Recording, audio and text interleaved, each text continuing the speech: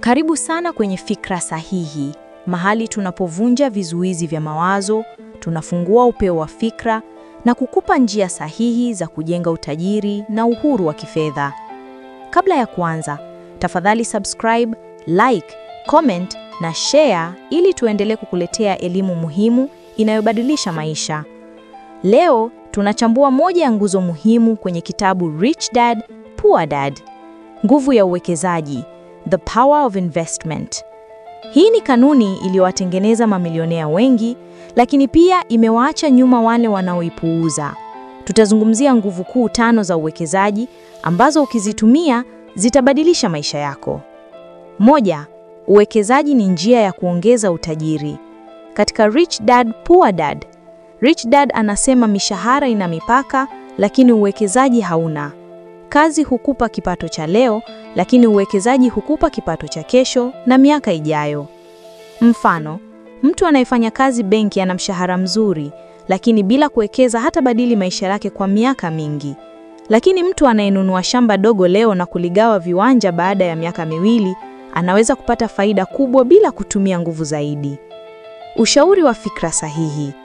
Anza kwa kidogo: hisa, mfuko wa pamoja, shamba, biashara mtandaoni au bidhaa.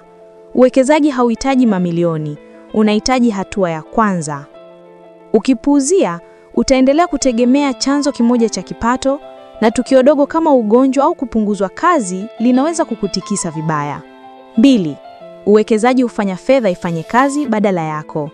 Rich Dad anasema Poor Dad alifundisha fanya kazi kwa pesa, Rich Dad alifundisha pesa ifanye kazi kwangu.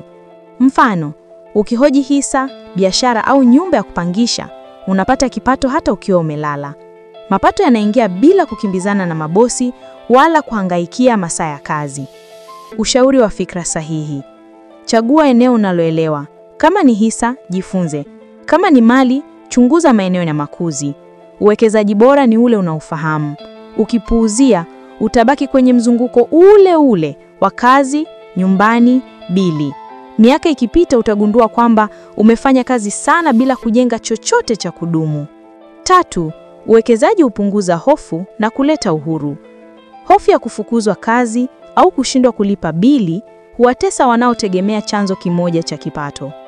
Mfano, ukiwa na biashara 2 ndogo pamoja na kazi ya ofisini, hata ukipunguzwa bado unaendelea kuishi. Lakini ukitegemea kazi pekee, tukio dogo linaweza kuyumbisha familia nzima. Ushauri wa fikra sahihi.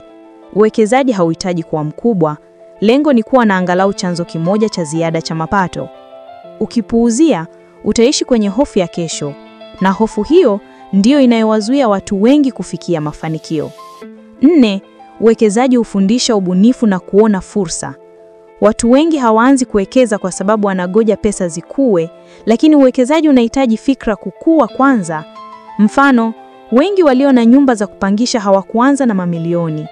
Walinunua kiwanja, wakajenga chumba kimoja, wakapangisha, wakajenga kingine, na leo wana nyumba kadhaa.